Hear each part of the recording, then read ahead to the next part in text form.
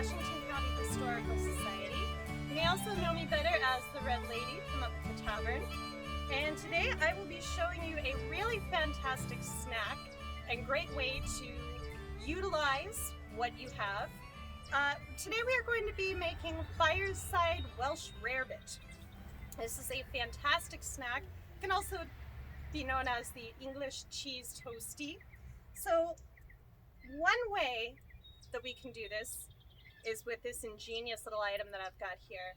My husband, who's a blacksmith, made this for me for our first anniversary, and I couldn't have been more happy when he made this for me. I've always wanted one. This is a toe toaster, and the reason why it's called that is because you'd sit it by the fire, and you take your bread, which I have right here, you'd stick it in these ingenious little slots and wait for them to brown on one side, and then all you have to do is push it with your toe, which is pretty sweet. So let's start with our Welsh Rarebit. So today I've got some delicious bread. They probably would have used oaten bread or a heartier bread, but what we have here is some delicious white bread. We just put it in our slots, and I'm gonna push this a little further up.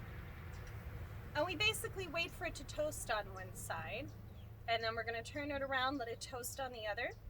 And what would a Welsh Rarebit be without some great accompaniments? You cannot have a perfect cheese toasty, in my opinion, without a delicious compound butter. And I made this this butter with just your basic ingredients that you would usually have on the frontier. I used shallots and garlic. On the frontier, they would have been using something more like wild ramps and wildly grown chives. But there is also salt and pepper in this, but you basically just mix it around, make it a compound butter. And what we'll do is we'll smear it on our toast and add some cheese. Now, you're probably going to wonder, how on earth are we going to get this cheese to melt? Well, you don't have the luxury of a great big oven that you could just pop that toast right in there. No, instead we're going to use an ingenious little thing called a salamander. And what we do is we take a hot cast iron skillet, put it over the coals, and we're going to use that to basically run over the top and melt our cheese to however delicious melty likeness you like. So we're just waiting on our toast, and we'll be back.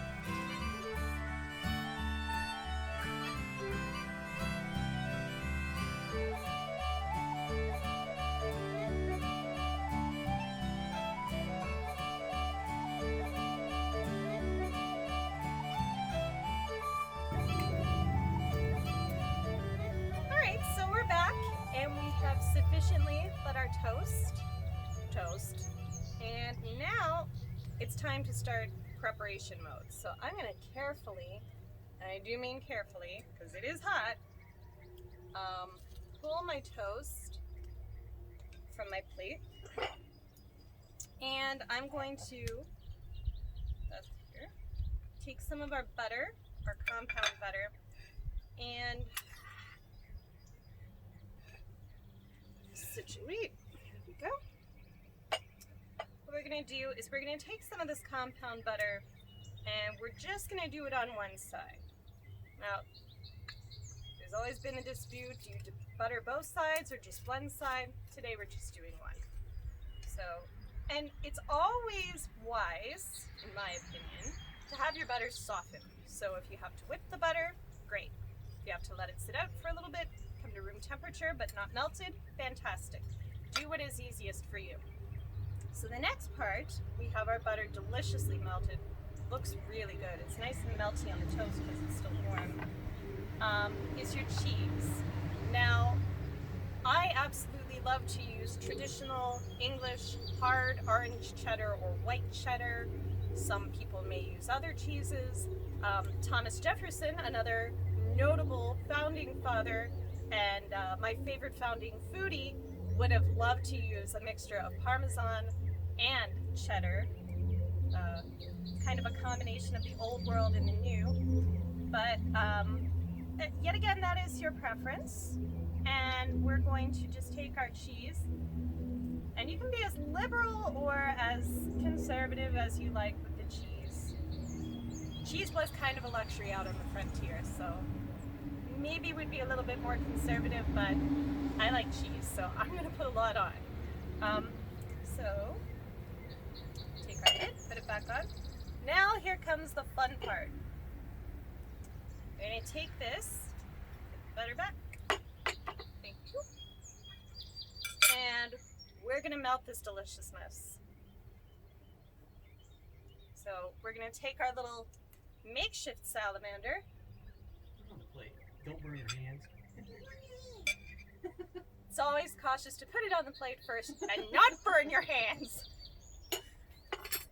Heaven forbid we don't want that. And don't burn yourself either. Alright, we're going to take our lovely, ripping, searing hot salamander, and we're just going to pass over it.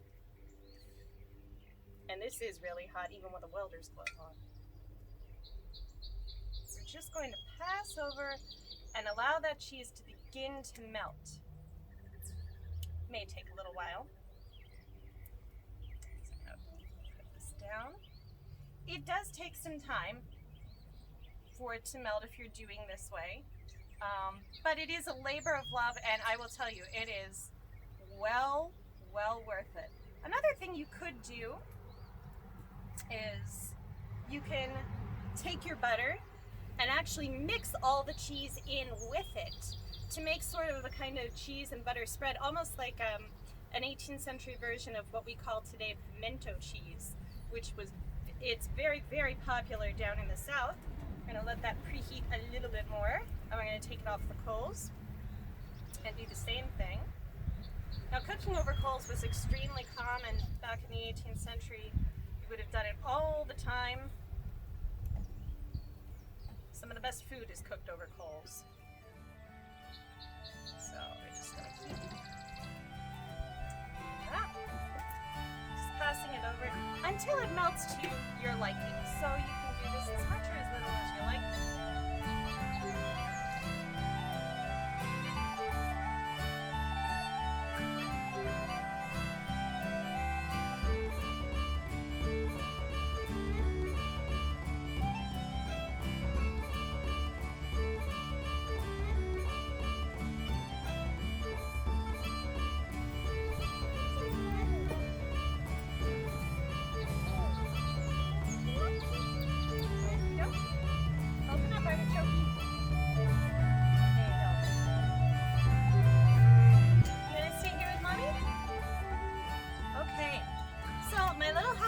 Join me. This is my daughter, Arwen. Hi! So she is the cheese sandwich aficionado at our house. Yes, if it passes the Arwen seal of approval, if this gets the Arwen seal of approval, we're golden. That is really hot. So it is melting. It's melting pretty darn good. And like I said, it's all on how much heat your hand can take. Okay, we're back. Okay, we're back. So, I'm just gonna try again here. Here we go. Try to get it as close to the cheese as possible without burning your hand off. And you can eat this just like a grilled cheese sandwich. With any number of condiments to go with it. In the 18th century, a lot of people would have jams, jellies, pickles, pickle relishes. Pickling was a very common way of preserving things. And today, I made this myself. That's right, Arwen, some shallot jam. Arwen and I made this with some shallots, vinegar, and brown sugar and butter, and that's basically it. Do you want to hold the shallot jam for Mommy? Yeah. Very good job, Arwen. She's my helper. I ain't down the ground. Good girl. So let's give this thing just another pass. Shallot jam is the propolis. I'm going to show it to Daddy. Ooh, that got good and melty. Dad, it's Yeah, the really. shallot jam. Good to get them All right. I don't think Daddy wants salad jam. Daddy doesn't want shallot jam? Well, that's okay. Okay.